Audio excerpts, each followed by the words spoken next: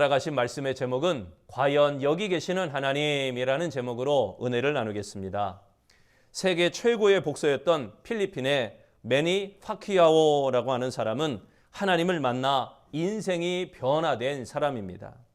필리핀 빈민가에서 태어나 돈을 벌기 위해 이 권투, 복싱을 시작했습니다. 타고난 순발력과 승부 근성으로 경기마다 승승장구하게 되었습니다. 복싱 역사상 최초로 8개 체급에서 세계 챔피언이 되었고 큰 인기를 누리게 되었습니다. 인기가 얼마나 높았던지 그를 가리켜 파퀴아오는 엘비스 프레슬리와 존 F 케네디를 합쳐놓은 인물과 같다. 이런 평가를 받을 정도로 아주 대단한 평가를 받았습니다. 필리핀에서는 나라의 주먹이라고 부르며 최고의 영웅으로 이 파퀴아오를 대우해 주었습니다. 그가 경기하는 날이면 국가 전체가 다 멈추는 겁니다. 사람들이 경기를 시청하기 때문에 범죄율이 0%예요. 아무도 밖에 나오지 않고 텔레비전 앞에서 그렇게 다 경기를 시청합니다. 반군과 분리주의자들까지도 휴전할 정도로 인기가 대단했습니다. 그러나 그의 사생활은 깨끗하지 못했습니다. 술과 도박에 중독되었고 성적으로도 굉장히 문란한 삶을 살았습니다. 그러던 어느 날 꿈속에서 아들아, 왜 나를 떠나느냐? 왜 내게서 멀어지느냐라고 하는 하나님의 음성을 듣게 되었습니다. 그는 잠자리에서 일어나 무릎을 꿇고 회개하였습니다. 이후에 삶이 완전히 달라졌습니다. 자신이 소유하고 있던 카지노와 술집들을 다 정리했습니다. 성경 전도자가 되어 사람들에게 성경을 읽으라고 권하고 간증 집회를 인도하고 다녔습니다. 그리고 가난한 사람들의 주먹이라는 구호 아래 복싱 선수에게 어려운 사람들을 대변하는 정치가로서, 복싱 선수에서 가난한 사람들을 대변하는 정치가로서 거듭나게 되었습니다. 2010년 필리핀 하원 의원에 당선되어 또 재선에 성공했고 상원 의원에도 당선되게 되었습니다. 하나님을 만난 뒤 재정 운용 방법도 달라졌습니다. 자신의 쾌락을 위해 사용하던 돈을 가난하고 어려운 이웃을 위해 나눠주기 시작했습니다. 2013년 필리핀의 태풍 피해자들을 위한 경기 대전료 200억이나 되는 그 큰 금액을 전액을 다 그들을 위해서 기부하였습니다. 2015년 세계가 주목한 메이웨더와 대결에서 받은 대전료의 절반 600억을 사회복지기관에 전달하기도 했습니다. 그는 자신의 성공에 대해서 이렇게 고백합니다. 하나님께서 보잘것없던 존재를 의미 있는 존재로 만들어 주셨습니다. 거기에는 분명한 목적이 있었는데 그것은 저를 위한 것이 아니라 하나님을 위한 것입니다. 사람들에게 제 신앙과 영생을 말하는 것은 사람들이 소망을 가질 수 있게 하기 위해서입니다. 사람들이 제 신앙과 영생을 말하며 팬들은 물론 저를 바라는 사람들이 소망을 가질 수 있도록 하나님의 은혜를 위해서입니다. 제 삶에서는 최고의 일은 하나님을 만났다는 사실입니다. 이렇게 파퀴아오처럼 하나님을 만나면 누구나 놀라운 변화를 경험할 수 있습니다. 그리고 하나님을 만나면 정말 놀라운 인생을 살 수 있는 것입니다. 우리가 봉독한 말씀 창세기 28장 본문은 야곱이 하나님을 만난 베델의 사건, 그 사건을 기록하고 있습니다. 이삭이 죽기 전에 장자에게 축복하려는 사실을 알게 된 이 아내 리브가가 계획을 세우게 됩니다. 염소토를 야곱의 팔에 붙여서 눈이 어두운 이삭을 속여 축복을 받게 됩니다. 장자의 복을 빼앗긴 예서는 분노하며 야곱을 죽이려고 작정하게 됩니다. 이를 눈치챈 리브가는 야곱을 라반이 있는 하란으로 도망치게 합니다. 루스 광야에서 밤을 맞이한 야곱은 황량한 들판에 돌베개를 하고 눕게 되었습니다. 그런데 앞길이 막막합니다. 잠이 들어 꿈을 꾸었는데 그가 누운 곳에서 하늘까지 사닥다리가 연결이 되어지고 하나님의 음성이 들리게 되었습니다. 깨어 일어난 야곱이 이렇게 고백합니다. 여호와께서 과연 여기 계시거늘 내가 알지 못하였도다.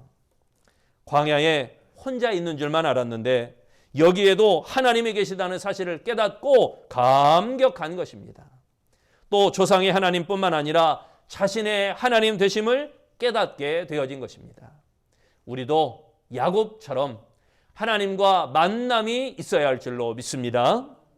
여러분, 그동안 하나님을 어떻게 믿으셨습니까?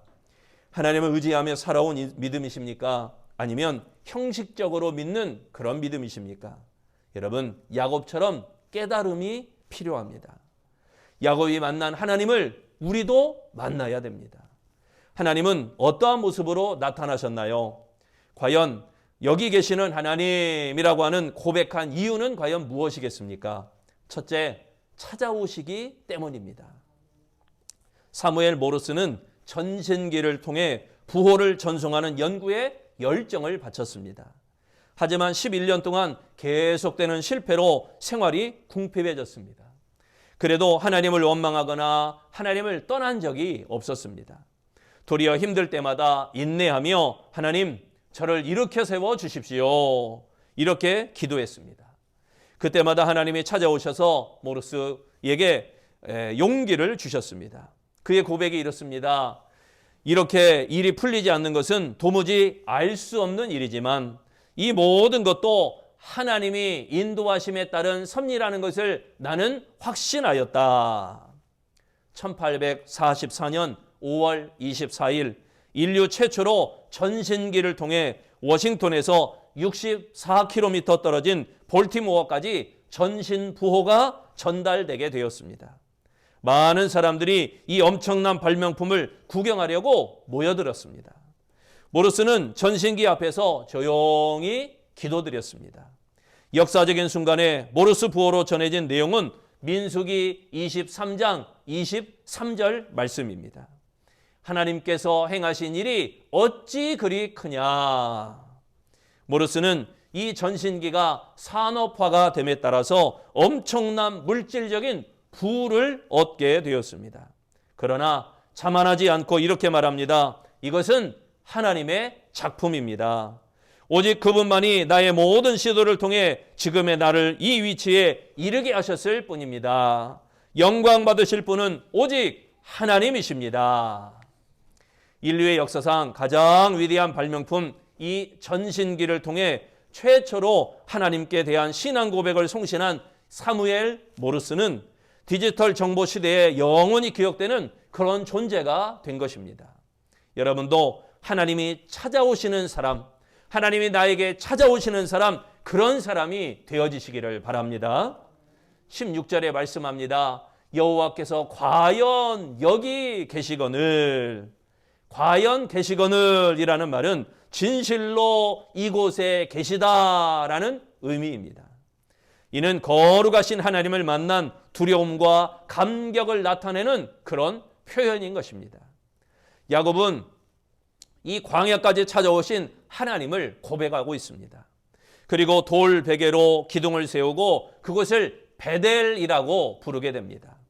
하나님의 임재를 체험하고 하나님을 만난 곳이라는 의미를 담고 있는 거죠. 야곱이 만난 하나님은 찾아오시는 하나님이십니다.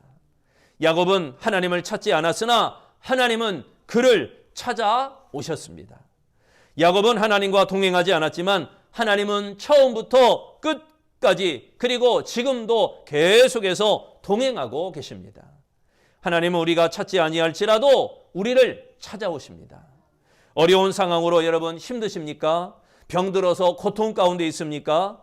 지금 그 자리에 찾아오시는 하나님을 만나시기를 바랍니다. 하나님을 만난 야곱은 베델의 희망을 노래했습니다. 베델을 향하여 희망을 노래합니다. 아무쪼록 찾아오시는 하나님을 만나 용기를 얻는 우리 아름다운 성도들이 되시기를 축원합니다. 두 번째, 야곱이 과연 여기 계시는 하나님이라고 고백한 이유는 함께 계시기 때문입니다. 요한 웨슬레 목사님이 임종을 앞두고 유언을 하기 위해서 온 가족을 다 한자리에 모았습니다.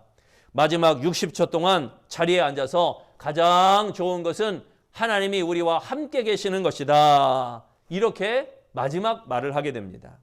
그리고 다시 누워 두 손을 높이 들고 숨을 모아 힘주어 이렇게 말했습니다. 가장 좋은 것은 하나님이 우리와 함께 계시는 것이다. 누나 앉아있으나 일어서나 똑같은 말을 반복했습니다. 그리고 웨슬레는 숨을 거두게 되었습니다. 어려움이 있어도 하나님이 함께 하셨기에 이길 수 있었다라고 마지막 순간에도 그의 믿음을 보여준 것입니다. 우리의 믿음은 어떻습니까? 15절에 말씀하기를 내가 너와 함께 있어 내가 어디로 가든지 너를 지키며 너를 이끌어 이 땅으로 돌아오게 할지라 내가 내게 허락한 것을 다 이루기까지 너를 떠나지 아니하리라 하신지라.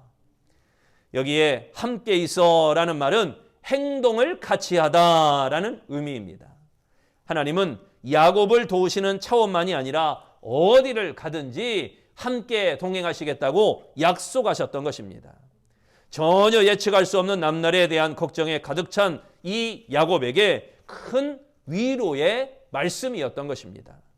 하나님은 어떠한 상황에도 함께 하시고 하나님은 어떠한 상황에도 인도하시며 하나님은 어떠한 상황에도 보호하여 주시는 것입니다. 광야 같은 위험한 인생길에서도 여러분 안심하시기를 바랍니다. 하나님이 함께 하시기 때문에 안심할 수가 있는 것입니다. 그 증거를 이 야곱에게는 사닥다리를 통해서 보여주셨습니다. 사닥다리는 하나님과의 연결고리입니다. 그래서 사닥다리는 하나님의 임재를 상징하는 것입니다. 하나님은 택한 자녀를 떠나지 아니하시고 끝까지 함께 하시는 것입니다.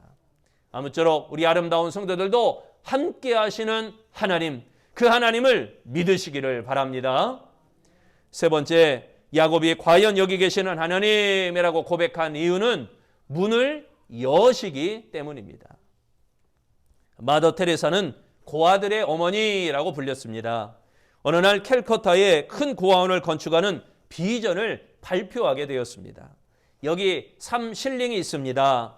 3실링은 한화로 약 5,000원 정도입니다. 여기 3실링이 있습니다. 그런데 이것으로 고아원을 지으라는 비전을 하나님이 보여주셨습니다. 이 말을 듣고 있던 기자들이 물었습니다. 테레사요, 3실링을 가지고 고아원을 건축할 수 있겠습니까? 5,000원을 가지고 고아원을 건축할 수 있겠습니까? 그때 테레사가 대답을 합니다. 이 3실링과 나로서는 아무 일도 할 수 없습니다. 그러나 이 3실링이 하나님의 것이 될 때에 불가능한 일은 없습니다. 그녀의 공식은 나의 가진 것에 믿음을 더하면 모든 일이 가능하다. 이게 그의 공식이었던 것입니다. 하늘문이 열리면 하나님의 역사가 일어나는 것입니다. 생각 속에 계시는 하나님이 아니라 현실 가운데 역사하시는 하나님, 그 하나님으로 말미암아 일을 하게 되어질 것입니다. 하나님을 만나면 문제가 해결됩니다.